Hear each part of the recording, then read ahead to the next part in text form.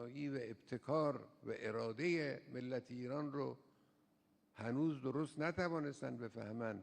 این رو ما باید به اینها بفهمونیم.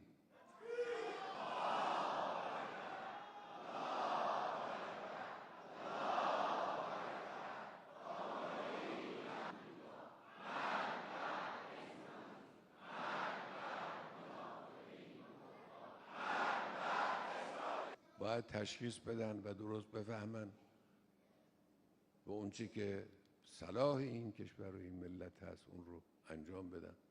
باید بدانن ملت ایران کیست، جوانان ایران سازه.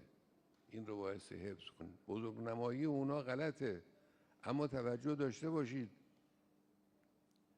کوچک انگاری اون هم غلطه. جوانان ایران رو نمیشناسن.